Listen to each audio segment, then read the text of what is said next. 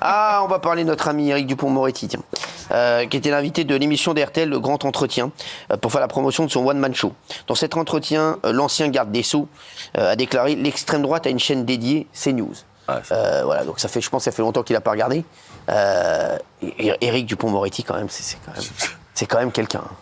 Franchement, on a le bilan qu'il a, franchement. Non mais franchement, moi si j'étais lui, je me fais tout petit. Il paraît qu'il va être président du Conseil constitutionnel. Pareil, c'est ce qu'on m'a dit, moi. Ouais, pareil. Là, il va être acteur pour l'instant, là. Il va monter sur les Vous vous rendez compte si... voilà, bon, je sais pas, mais apparemment c'est ce qu'il veut. Écoutez, moi aussi, je vais aller dans l'espace. Merci, regardez. L'extrême droite a une chaîne dédiée et un tas de médias dédiés à leur service. D'ailleurs, Madame Le Pen parle de CNews en disant « ma chaîne », qui est une réalité. Donc c'est à cause de l'Empire Bolloré si l'extrême droite est forte. Madame Salamé, soyez nuancée. C'est un des facteurs, c'est pas le seul. Alors, d'ailleurs, c'était sur France Inter. Ouais. Les France Inter, ils ont une chaîne dédiée aussi. Gauche, à la gauche et extrême gauche, non? Sauf qu'elle est publique. Ils ont une radio publique dédiée à la gauche et extrême gauche. Excusez-moi, Gilles Verdez. Oui, non, puis il dit soyez nuancés, alors que lui, il vient de balancer un truc incroyable. Donc, c'est délirant. Et très franchement, je trouve que aujourd'hui, il n'est pas digne du grand avocat qu'il a été. Moi, je voilà. C'était un avocat frontal. Moi, je ne le connaissais pas avant. Si, il se battait. Je ne le connaissais pas, je l'ai connu que garde des Sceaux. Donc, Non, mais c'était un avocat qui était très belliqueux. On l'appelait acquittator. Et je trouve que ce qu'il est devenu, c'est pas digne de son passé. Voilà. Qu'est-ce que vous en pensez, Guillaume Janton Bah non, mais je pense qu'il dit ça sur le service public, qui est un espace d'extrême gauche, à la différence qui est justement subventionné par l'argent public. Moi, ce que j'aimerais bien, c'est qu'Éric Dupond-Moretti vienne et le courage de venir défendre ses idées sur CNews. Ah, mais même nous, on veut bien l'inviter, tiens. Voilà, c'est ça. Ou dans Touche pas à mon poste. Il peut venir faire la promotion de son spectacle ici, Éric Dupond-Moretti. Là, il ferait du buzz. Bah oui. Ah, franchement, là, s'il veut vendre des places, Éric Dupond-Moretti, je pense que là, il serait le bienvenu ici. Et c'est ce que je disais. Ah, ça serait drôle qu'on ait Éric Dupond-Moretti ici. Bon, il n'y aurait pas une ambiance de fou. Et là où mais il a qu'à venir avec Philippe Lelouch qui fait son. Bah, ils ont qu'à venir tous les deux, tiens, en janvier. Ça, c'est une bonne idée. La première de l'émission, tiens. S'il veut vendre des places, Éric Dupond-Moretti. Parce que c'est pas là-bas en faisant la matinale de France Inter qui va vendre des places. Hein, là, et là où en disant, là, on voit pas l'humour là dans l'intervention, on voit pas le potentiel comique. Hein. Excusez-moi, moi je le vois pas. Après, je peux me tromper, hein, voilà, mais je vois pas le potentiel comique d'Éric Dupond-Moretti là. Donc là, s'il vient ici, voilà, il pourra peut-être montrer son potentiel comique et peut-être même que nous on va dire ah non finalement tu vois il est sympa. J'en doute, mais on l'invite en tout cas. Il a qu'à venir. Éric Dupond-Moretti serait super qu'il vienne avec Philippe Lelouch ici pour la promotion du spectacle. Là, je dis oui, comme ce qu'il a dit, j'ai dit oui. Ah ouais, mais on peut pas dire qu'il soit sympa quand même, faut pas déconner. Ah oui, mais vous le détestez. Oui. Ouais, c'est vrai, vraiment. Oui, vraiment. Oui. Ouais, je sais. Oui, vraiment. Pourquoi il paraît qu'il arrête pas de m'insulter quand il voit Bernard Montiel. Mais quand il est devant moi, je vous jure que c'est vrai. Alors c'est magnifique parce qu'il arrête pas de m'insulter dès qu'il voit des gens. Et quand il est devant moi, c'est pas la même limonade. On l'avait croisé à une soirée. C'est vrai que quand là, il m'a vu, c'est bizarre. Mais violent. J'avais l'impression que j'allais lui donner une peau de chamois. Il m'a vas-y. Non mais c'est vrai, c'est incroyable parce que dès qu'il voit quelqu'un, il dit ouais ce connard d'Hanouna, pas ce qu'il vous a dit. Oui c'est vrai. Mais quand il est devant moi, la dernière fois je l'ai vu au restaurant, il était dans sa soupe. C'est vrai, il n'a pas voulu lever la tête. Et la dernière fois je l'ai croisé, il a été très sympa avec moi, donc c'est bizarre. Non, moi je l'ai vu deux fois. Mais dès qu'il voit quelqu'un, il dit ouais Hanouna c'est un connard. Il a vu Benjamin Castaldi aussi. Il lui a dit ouais Hanouna. Il a dit Hanouna c'est ce connard d'Hanouna, truc. De toute façon je vais le casser, truc. Mais c'est ça qui est à l'origine de votre différend tous les deux? Ah oui, un peu, bien sûr. Je ne l'ai pas supporté dans le sens que j'embrassais sa compagne, qui est une femme remarquable. Très sympa. Isabelle Boulay. Grande artiste. C'est pas un secret, c'est une merveilleuse chanteuse. Et ils étaient ensemble au resto, je débarque, j'embrasse Isabelle, je le vois, et je dis bonsoir monsieur le ministre, comme ça, il était ministre à ce moment-là. Parce que je suis bien élevé, mais je ne le connaissais pas, particulièrement en tout cas. Et vous, enfin des mots très grossiers. Ce con d'Hanouna, cette merde d'émission. J'ai dit, excusez-moi, alors justement, moi je vous ai jamais critiqué dans l'émission, pourquoi vous dites ça globalement? Il me dit non, mais de toute façon c'est une émission de merde, Hanouna et compagnie. Je l'ai très mal pris. Alors, et là je lui ai mis un coup de boule. Je lui ai renvoyé voilà.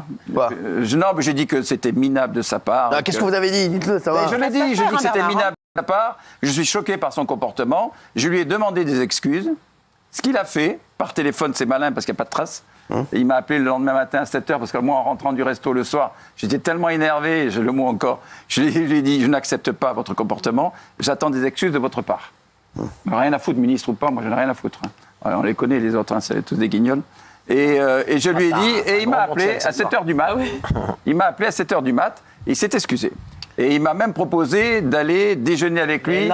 Proposez-moi des dates. C'est incroyable. Sérieux, non, mais attends, il y a un rebondissement. Je raconte tout, je ne l'avais jamais raconté. Incroyable. Il m'a proposé des dates, vraiment, et j'ai dit non. T'as bien fait. J'ai dit non, merci. Et après, vous l'avez recroisé. Je le revois à Ramatuelle, au festival de Ramatuelle, festival que j'adore, un spectacle où il était d'ailleurs avec Philippe Lelouch et des amis à moi. Et manque de peau, pareil, j'ai dit, moi gentil, au bout d'un moment ça va, on tourne la page. J'ai dit, est-ce que je peux saluer le ministre? En plus, je savais qu'il allait dégager. Est-ce que je peux saluer le toujours ministre? Eh bien, non, parce qu'après, vous allez dire que je suis violent et tout ça, laissez tomber, j'ai peur de vous faire mal, ces gens... Alors, ça a recommencé. Alors, devant les autres, devant tous les autres. Non, c'est vrai? Oui, même Philippe était là, Lelouch, et il me dit, putain, qu'est-ce que tu lui as mis? Qu'est-ce que tu veux faire? Moi, j'aime pas ce rapport. Je ne suis pas un homme de conflit. J'ai détesté ce rapport. Ce n'est pas un mec sympathique. Il est très arrogant. Je ne sais pas pour qui il se prend. Et effectivement, ça a été un grand avocat. Et là, je crois qu'il s'est perdu un peu. Alors maintenant, il remonte sur scène. On lui souhaite que le meilleur, parce qu'on s'en fout, surtout. C'est vrai, il y a tout le monde, à chaque fois qu'il voit quelqu'un, il dit que je suis un connard. Mais je n'aime pas qu'on critique.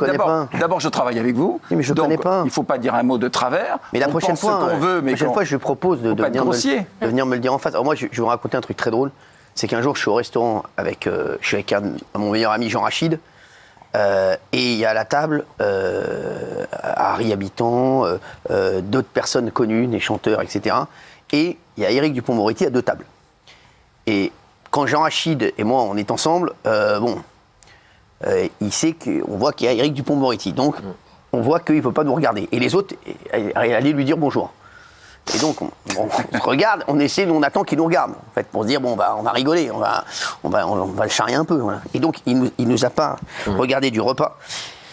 Et il y a Harry Habitant qui m'a tué de rire, qui m'a dit non mais moi je veux pas d'histoire, moi je saute par la fenêtre. Il y avait une fenêtre derrière, il dit moi je saute comme ça par la fenêtre, terminé, voilà. Il dit non mais c'est pas possible, les deux en plus en même temps, il dit non mais ça va se terminer en bagarre avec Éric Dupond-Moretti au restaurant, voilà, donc ça a été le truc. Et donc il a pas du tout levé les yeux, il a pas du tout voulu croiser mon regard.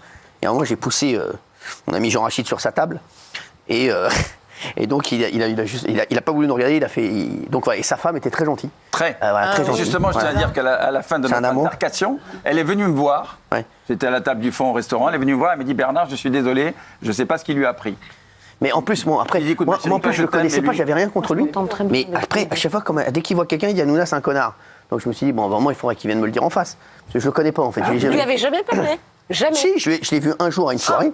Et je savais pas qu'il disait ça de moi, et il était très sympa. Mais en plus, vous savez, le problème qu'il a eu, c'est que c'est des on-dit qu'on a vu, qu'on a entendu dire. Ouais. Parce qu'en fait, il a dit qu'on a violemment critiqué dans l'émission quand il avait été nommé, notamment sur l'histoire du patrimoine. Vous savez, il y a toujours, quand on nomme un ministre, on évalue le patrimoine, on regarde tout ce qu'il a.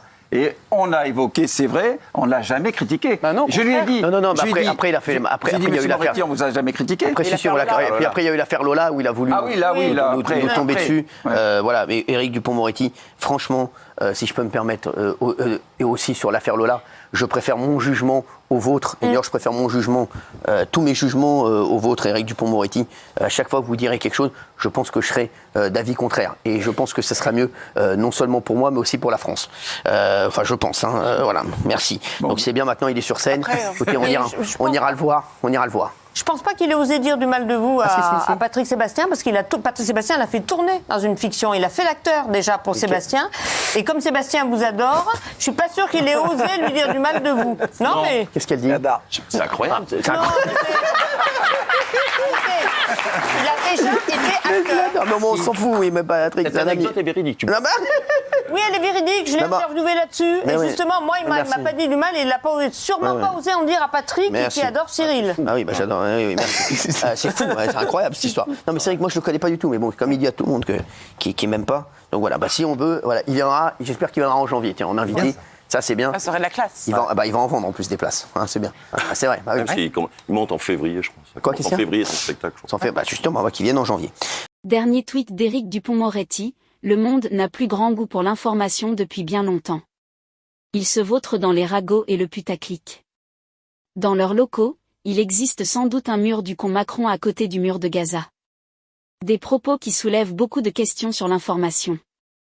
La transition avec son one-man show interroge tout comme sa visite aux détenus dans une prison.